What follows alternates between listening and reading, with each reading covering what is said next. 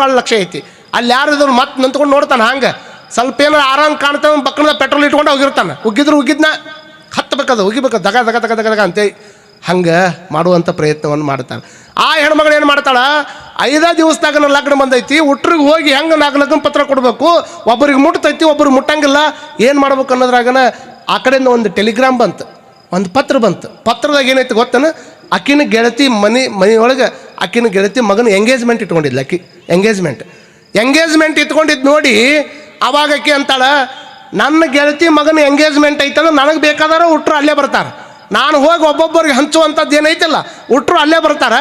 ಉಟ್ಟು ಲಗ್ನ ಪತ್ರ ಒಬ್ಬಕಿನ ಕಡೆ ತಲೆ ಮೇಲೆ ಇಟ್ಕೊಂಡು ಈ ಲಗ್ನ ಪತ್ರನ ಹೋಗಿ ಅಲ್ಲೇ ಮುಟ್ಟಿಸಿಬಿಟ್ರೆ ನನ್ನೆಲ್ಲ ಕೆಲಸ ಮುಗಿದು ಬಿಡ್ತಾವ ಅಂತ ತಿಳ್ಕೊಂಡು ಅವಸರದಾಗ ಎಲ್ಲರೂ ಭಾಳ ಲಕ್ಷ್ಯ ಕೊಟ್ಟು ಕೇಳಿದ್ರೆ ಅಟ್ಟ ಗೊತ್ತಾಗತ್ತಿದೆ, ಭಾಳ ಟ್ವಿಸ್ಟ್ ಐತಿದೆ. ನೀವು ಆ ಕಡೆ ಈ ಕಡೆ ನೋಡಿದ್ರೆ ಗೊತ್ತಾಗೋದಿಲ್ಲ ಇದು. ಎಲ್ಲ ಲಗ್ನ ಪತ್ರ ಒಬ್ಬ ಹೆಣ್ಮಗಳನ್ನ ಕರ್ಕೊಂಡು ಆಕಿನ ತಲೆ ಮೇಲೆ ಹೊರಿಸ್ಕೊಂಡು ಲಗ್ನ ಪತ್ರ ಕೊಡಕ್ಕಂತ ಬಂದಾಳ. ಎದಕ್ಕೆ ಬಂದಾಳ್ರಮ್ಮ? ಲಗ್ನ ಪತ್ರ ಕೊಡಕ್ಕೆ ಬಂದಾಳ. ಎದಕ್ಕೆ? ಅವಸರದಾಗ ಎಲ್ಲರಿಗೆ ಕೊಡೋಕ್ಕಾಗೋದಿಲ್ಲ, ನನಗೆ ಬೇಕಾದವರು ಬಂದಿರ್ತಾರ, ಅಲ್ಲಿ ಹೋಗಿ ಲಗ್ನ ಪತ್ರ ಕೊಡ್ಬೇಕಂತ ಬಂದಾಳ. ಇನ್ನೇನು ಲಗ್ನ ಪತ್ರ ತೊಗೊಂಬಂದು ಒಮ್ಮಕ್ಕಳೇ ಬಂದು ಕೂಡ್ಲೇನ ಅವ್ರ ಮನ್ಯಾಗ ಲಗ್ನ ಪತ್ರ ಕೊಟ್ರೆ ಏನಂತಾರೆ ಮಂದಿ? ಬಂದಿದ್ದು ಅದಕ್ಕೆ ಬಂದಾಳ, ತಮ್ಮ ಕೆಲಸ ಮಾಡ್ಕೊಳಕ್ಕೆ ಬಂದಾಳ ಅಂತಾರಂತ ತಿಳ್ಕೊಂಡು ಆಮೇಲೆ ಕೊಟ್ರೆ ಆತು ಬಿಡು ಅಂತ ತಿಳ್ಕೊಂಡು ಸುಮ್ಮನೆ ಒಂದು 10-15 ನಿಮಿಷ ವೇಟ್ ಮಾಡಿದ್ದು. ನಮ್ಮ ಮಂದಿ ಎಷ್ಟು ಸ್ಪೀಡ್ ಅಂತೀರಿ ನೀವು, ಉಣ್ಣೋದು ಫಾಸ್ಟ್, ತಿನ್ನೋದು ಫಾಸ್ಟ್, ಕುಡಿದು ಫಾಸ್ಟ್, ರಾತ್ರಿ ಒಂದು ದಿವಸ ಮಲಗೋದು ಫಾಸ್ಟ್, ನೆಶನಾಗ ಎದ್ದು ಹಾರ್ಟ್ ಅಟ್ಯಾಕ್ ಆಗಿ ಹೋಗೋದು ಫಾಸ್ಟ್, ಎಲ್ಲ ಬ್ರೇಕ್ಫಾಸ್ಟ್ ಎಲ್ಲವೂ ಬರೀ ಸ್ಪೀಡ. ಈಗ ಏನು ಬೇಕಾದ ಕೇಳ್ರಿ, ಭಯಂಕರ ಸ್ಪೀಡಿಗೆ ಎಲ್ಲ ಉಣ್ಣೋದು ನೋಡ್ರಿ. ನೀವು ಬಫೆ ಸಿಸ್ಟಮ್ ಹಂಗೆ ನಿಂತ್ರೆ ಇವತ್ತು ಹೇಳಕತ್ತಿದ್ರು ಲೈನ್ಯಾಗ, ನಮ್ಮ ಮುತ್ಯಾರು ಯಾರೋ ಒಬ್ರು ಹೇಳಕತ್ತಿದ್ರು, ಅಜ್ಜವ್ರ ಊಟ ಮಾಡೋ ಮುಂದೆ ಒಂದು ಸ್ವಲ್ಪ ಲೈನ್ಯಾಗ ಬಾ ಅನ್ರಿ ಅಂತ. ತಲೆಯಾಗಿಟ್ಕೊಳ್ರಿ, ಇದು ಬಸವಣ್ಣನ ಪ್ರಸಾದ, ಇದು ದಾಸೋಹದ ಪ್ರಸಾದ. 12ನೇ ಶತಮಾನದೊಳಗೆ ದಾಸೋಹಕ್ಕೆ ಒಂದು ದೊಡ್ಡ ಕಲ್ಪನೆ ಐತಿ. ಇಲ್ಲಿ ಬರಬೇಕಾದ್ರೂ ಒಂದು ವ್ಯಕ್ತಿಯಾಗಿ ಬಂದಿರಿ ನೀವು, ಇಲ್ಲಿಂದ ಹೊರಗೆ ಹೋಗ್ಬೇಕಾದ್ರೆ ಸಮಾಜದ ಒಂದು ದೊಡ್ಡ ಶಕ್ತಿಯಾಗಿ ಹೋಗ್ತೀರಿ. ಅಂಥದ್ದು ಪ್ರಸಾದದೊಳಗೆ ಒಂದು ದೊಡ್ಡ ಶಕ್ತಿ ಇರ್ತದೆ. ಯಾರು ಗಡಿಬಿಡಿ ಮಾಡಬಾರ್ದು. 5 ನಿಮಿಷ ನಿಂದ್ರಿ, ಏನಕ್ಕೆ ತೊಂದ್ರಿ? ಎಲ್ಲದ್ರಾಗ ಅವಸರ ಮಾಡಿ ಏನು ಮಾಡೋರು ಅದರಿ? ಒಂದು 5 ನಿಮಿಷ ನಿಂದಿರಬೇಕು. ಯಾರು ಮುದುಕರದಾರ, ಯಾರಿಗೆ ಅನುಕೂಲ ಇಲ್ಲ ಅಂಥವ್ರು ತಟ್ಟಿ ಹಚ್ಚಿಕೊಡ್ರಿ. ಹಚ್ಚಿಕೊಟ್ಟು ನೀವು ಅವ್ರನ್ನ ಊಟ ಮಾಡಿಸ್ರಿ. ಅವ್ರನ್ನ ಊಟ ಮಾಡಿಸಿದ ಮೇಲೆ ಅವ್ರು ಹೋದ ಮೇಲೆ ನೀವು ಊಟಕ್ಕೆ ಹೋಗ್ರಿ. ದೊಡ್ಡ ವಿಶಾಲವಾದಂಥ ಜಗ ಅದ. ದಿವಸ ದೊಡ್ಡ ದೊಡ್ಡ ವ್ಯಕ್ತಿಗಳು ಇವು ಭಾಳ ವಿಶೇಷವಾದಂಥ ಪ್ರಸಾದ ಮಾಡ್ಸಕತ್ತಾರ. ನಿನ್ನೊಂದು ಹುಗ್ಗಿ ಮಾಡಿದ್ರು, ಬಹುತೇಕ ಅಂಥ ಹುಗ್ಗಿ ಉಂಡಿದ್ದು ಫಸ್ಟ್ ನಾವು. ಭಾರಿ ಅದ್ಭುತ ಹುಗ್ಗಿ ಮಾಡಿದ್ರು. ಇಂಥ ಚಲೋ ಚಲೋ ಪ್ರಸಾದವನ್ನು ನಿಮಗಾಗಿ ಸಿದ್ಧ ಮಾಡಕತ್ತಾರ. ಬಸವ ಪುರಾಣ ಅಂದ್ರೇ ಅದು ದಾಸೋಹ, ಬಸವ ಪುರಾಣ ಅಂದ್ರೇ ಅದ್ಭುತವಾಗಿರ್ತಕ್ಕಂಥ ಪರಿಕಲ್ಪನೆ. ಹಾಗಾಗಿ ಅಂಥ ಪ್ರಸಾದವನ್ನು ಯಾರೂ ಗಡಿಬಿಡಿ ಮಾಡಬಾರ್ದು, ಹಂಗೆ ಎದ್ದು ಹೋಗಿಬಿಡಬಾರ್ದು. ಎಲ್ಲಿ ಹೋಗೋರದ್ರಿ? ಎಲ್ಲಿ ಹೋಗಿ ಏನು ಮಾಡೋರಿದ್ರಿ? ಓಡ್ಕೊಂತ ಅಲ್ಲಿಗೆ ಹೋದ್ರಿ, ಅತ್ತಿಂದ ಮನೆಗೆ ಹೋದ್ರಿ, ಮನೆಯಿಂದ ಎಲ್ಲಿ ಹೋಗೋರದ್ರಿ ಹೇಳ್ರಿ ನಂಗೆ? ಮನೆಯಿಂದ ಮುಂದೆ ಎಲ್ಲಿ ಹೋಗೋರದ್ರಿ? ಒಂದು ದಿವಸ ಎಲ್ಲರೂ ಹೋಗೋರು ಅದಾರ, ಎಲ್ಲಿಗೆ ಹೋಗ್ಬೇಕಾಗೈತಲ್ಲ. ಇಲ್ಲಿ ಮ್ಯಾಕ್ ಕುಂತೀನಂದ್ರೆ ನಾನು ಹೋಗವನ ಅಲ್ಲಿ, ನೀವು ಹೇಳೋವಲ್ರಲ್ಲ, ನಾ ಹೇಳ್ಕೊಳಕತ್ತೀನಿ. ನಾ ಯಾಕೆ ಹೇಳಿ ಮತ್ತೆ ಹಿಂದಾಗಡೆ ನಾ ಹೇಳ್ಕೊಂಡು ಬಿಡೋ ಮ್ಯಾಕ್ ಕೂತ್ಕೊಂಡು ನಾ ಹೋಗವನ ಅಂತೇಳಿ ನಿಮ್ಮ ಕೈ ಮಾಡಿದ್ರೆ ನಾವು ಹೋಗೋರು ಅನ್ಬೇಕಲ್ಲ. ಹೋಗೋ ನಿಮ್ಮ ಏನು ಹಣಿ ಬಡ್ಕೋಬೇಕಾಗಿದ್ರಿ?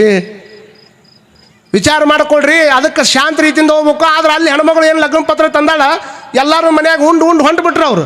ಹೊಂಟು ಕೂಡಲೇ ಇಷ್ಟು ತಾಪಾಗಕತ್ತಕಿಗೆ 5 ದಿವಸದ ಲಗ್ನ ಐತಿ. ಇಲ್ಲಿ ನೋಡಿದ್ರೆ ಅರ್ಜೆಂಟ್ ಹೊಂಟಾರ. ಇನ್ನು ನಾನಾರ ಲಗ್ನ ಪತ್ರ ಕೊಡಬೇಕು. ಒಬ್ಬೊಬ್ಬರಿಗೆ ಹೋಗಿ ಒಂದೊಂದು ಕೊಟ್ಟು ಇಂಥ ತಾರೀಕು ಹಿಂಗೈತಿ, ಇಂಥ ತಾರೀಕು ಹಿಂಗೈತಿ, ನೀವು ಬರ್ಬೇಕು ಅನ್ನೋದು ಭಾಳ ಲೇಟ್ ಆಕೈತೆ ಅಂತ ತಿಳ್ಕೊಂಡು ಬಿಟ್ಟೆ ಶಾರ್ಟ್ ಮಾಡ್ಕೊಂಡು ನೋಡ್ರಿ. ಏನು ಹೇಳ್ಬೇಕಾಗಿತ್ತು ಅದನ್ನು ಸ್ವಲ್ಪ ಕಮ್ಮಿ ಮಾಡ್ಕೊಂಡು ಎಲ್ಲರ ಕೈಯಾಗ ಲಗ್ನ ಪತ್ರ ತೊಗೊಳಕಿ, ಹಿಂಗೆ ಕೈಯಾಗ ಕೊಡಾಕಿ, ನಮ್ಮ ಮನೆಗೆ 1ಕ್ಕೆ 2ಕ್ಕೆ ಬರ್ರಿ. ಎಲ್ಲರ ಕೈ ಲಗ್ನ ಪತ್ರ ತೊಗೊಳಕಿ, ಹಿಂಗೆ ಕೊಡಾಕಿ, ನಮ್ಮ ಮನೆಗೆ 1ಕ್ಕೆ 2ಕ್ಕೆ ಬರ್ರಿ, 1ಕ್ಕೆ 2ಕ್ಕೆ ಬರ್ರಿ, 1ಕ್ಕೆ 2ಕ್ಕೆ ಬರ್ರಿ. ತಿಳಿದಿಲ್ಲ ನಿಮಗಿದು? ತಿಳಿದೈತಿ? ಯಾಕೆ ನಗಾಕತ್ತೀರಿ ಹೇಳ್ರಿ ನೀವು? 1ಕ್ಕೆ 2ಕ್ಕೆ 1ಕ್ಕೆ 2ಕ್ಕೆ 1ಕ್ಕೆ 2ಕ್ಕೆ ಕೇಳಿ ನೀವು ಹೆಂಗೆ ನಗಾಕತ್ತೀರಲ್ಲ, ಅಲ್ಲಿ ಯಾರು ಇಸ್ಕೊಳಕತ್ತಿದ್ರು ಅವರು ಹಂಗೆ ನಗಾಕತ್ತಿದ್ರು. ಅವ್ರು ಹೋಗ್ಲಿ ಬಿಡ್ರಿ. ಯಾರು ಮದುವೆ ಕಾರ್ಡ್ ಹೊತ್ಕೊಂಡು ಬಂದಿದ್ದಾರ ಆಕಿಗಾರ ತಿಳುವಳಿಕೆ ಬೇಕು ಬೇಡ? ಈಕಿನ ಕರ್ಕೊಂಡು ಅದನ್ನು ಹೊರಿಸ್ಕೊಂಡು ಕೊಡಾಕಂತ ಬಂದಾಳ. ಆಕಿ ಅಂತಾಳ, ಈ ವರ್ಷ ಮಳೆ ಆಗಿಲ್ಲ ಪಳಿ ಆಗಿಲ್ಲ, ಎದಕ್ಕೆ ಕರಿತಿ ಎಲ್ಲರೂ ನಂದು ಆಕಿ ಮನ್ಯಾಗ ನೀರಿಲ್ಲ ಪಾರಿಲ್ಲ ಎಲ್ಲ ಎದಕ್ಕೆ ಕರಿಯಾಕತ್ತಿ ಅಂತ ಅವಾಗಾರ ತಿಳ್ಕೊಬೇಕಿಲ್ಲ. ಅವಾಗ ನೀರಿಲ್ಲ ಅಂದ್ರೂ ಸಹಿತ ತಿಳ್ಕೊಳ್ಳಾರ್ದಂತೆ ಹೆಣ್ಮಗಳು ಆಕೆ ಏನು ಅನ್ಬೇಕು ನೋಡ್ರಿ, ಮನ್ಯಾಗ ನೀರಿಲ್ಲ ಅಂದ್ರೆ ಟ್ಯಾಂಕರ್ನಾಗ ತರ್ತೀನಿ ನಾನು, 1ಕ್ಕೆ ತಪ್ಪಿಸೋಲ್ರಕ್ಕ 2ಕ್ಕೆ ಬರಬೇಕಂದ್ಲಕ್ಕಿ. ಎಷ್ಟು ನಗಾಕತ್ತಿದ್ರು ಅವರು. ಏನ್ರಿ ಎಲ್ಲರೂ ಎದಕ್ಕೆ ಕರೆದ್ರಿ ಇಪ್ಪ ಹೆಣ್ಮಗಳು ಪತ್ರಿಕೆ ಕೊಟ್ಟು ಏನೇನು ಕರೆಯಕತ್ತಾಳ್ರಿ ಅಂತ ಎಲ್ಲರೂ ಹಂಗೆ ತಿಳ್ಕೊಳ್ಳೋರು. ನೀವೇನು ತಿಳ್ಕೊಂಡ್ರಿ ಹೇಳ್ರಿ? ನೀವು ತಿಳ್ಕೊಂಡಿದ್ದು ನನಗೆ ಗೊತ್ತಾಗೈತಿ ನೋಡ್ರಿ. ನೀವು ಹೆಂಗೆ ತಿಳ್ಕೊಂಡಿದ್ರೆ ಹಂಗೆ ತಿಳ್ಕೊಂಡಿದ್ರು. ಆಕಿನ ಭಾವನೆ ಏನಿತ್ತು? ಆಕಿನ ಭಾವನೆ ಏನಿತ್ತು, 1ನೇ ತಾರೀಕಿನ ಮಗನ ಎಂಗೇಜ್ಮೆಂಟ್ ಅದ, 2ನೇ ತಾರೀಕಿನ ದಿವಸ ಅಕ್ಕಿ ಕಾಳು ಲಗ್ನ ಅದಾವ, ಒಂದಕ್ಕೆ ತಪ್ಪಿಸೋಳ್ರಕ್ಕೆ 2ನೇ ತಾರೀಕಿನ ದಿವಸ ಮಗನ ಎಂಗೇಜ್ಮೆಂಟ್ ಅಲ್ಲ, ಮಗನ ಮದುವೆಗೆ ಎಲ್ಲರೂ ಬರಬೇಕನ್ನುವಂಥ ಭಾವನೆ ಆಕಿಂದ ಐತಿ. ಹೇಳುವ ವಿಷಯ ಶಾರ್ಟ್ ಆಗಿದ್ದಕ್ಕೆ ಹೆಂಗೆ ನಗಿ ಹುಟ್ಟಿತ್ತು ಹಂಗೆ ನಗಿ ಹುಟ್ಟುತ್ತದ.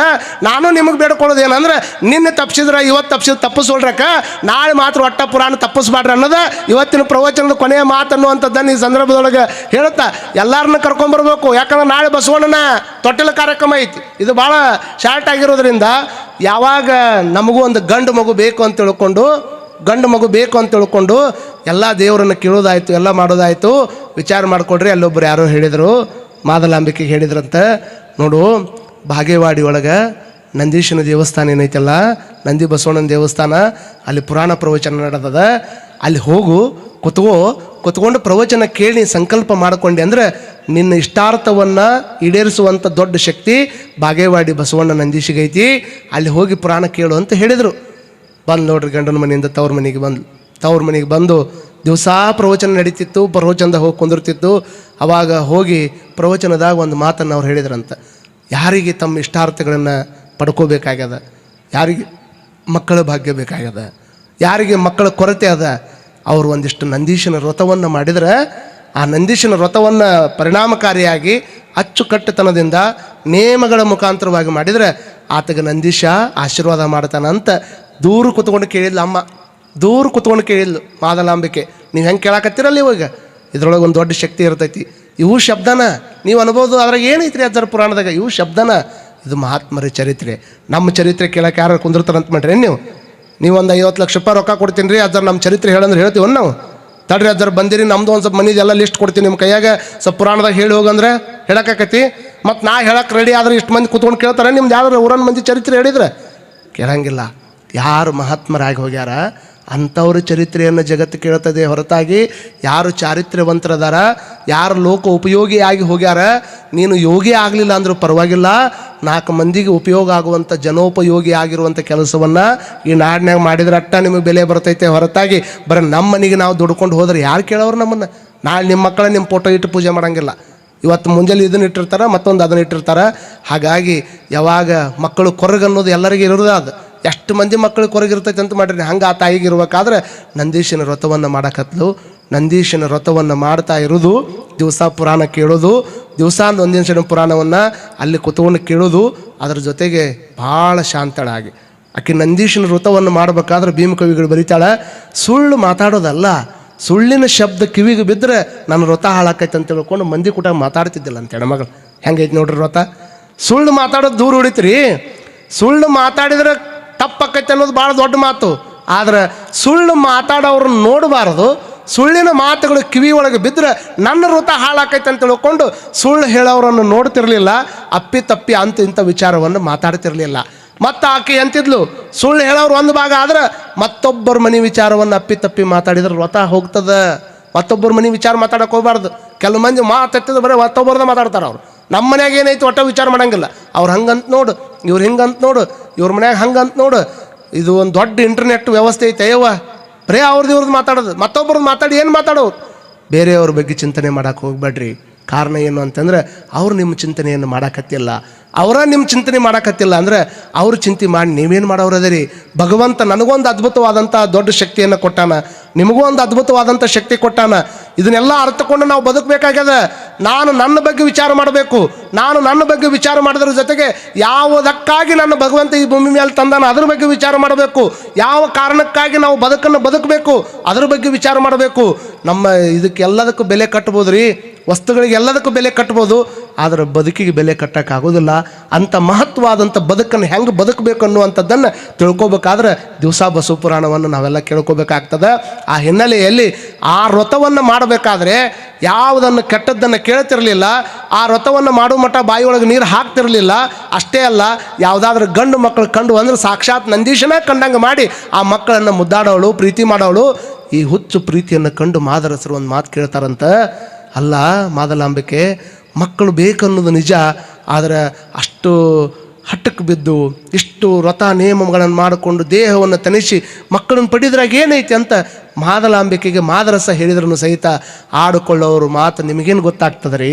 ಗಂಡು ಮಕ್ಕಳಿಗೆ ಗಂಡು ಮಗು ಇಲ್ಲ ಅಂತಂದ್ರೆ ಅವತ್ತಿನ ಕಾಲ ಹಂಗಿತ್ತು. ಮಕ್ಕಳು ಇಲ್ಲ ಅನ್ನುವಂಥದ್ದು ಕೊರಗಿರ್ತದೆ. ಅದ್ರಾಗ ಹೆಣ್ಮಗಳು ಹುಟ್ಟಿದ ಮೇಲೆ ಒಂದು ಗಂಡು ಮಗು ಹೆತ್ತು ಕೊಡೋಕ್ಕಾಗಿಲ್ಲ ಈಗ ಹೆಣ್ಮಗಳಿಗೆ ಅಂತ ತಿಳ್ಕೊಂಡು ಭಾಳ ಮಂದಿ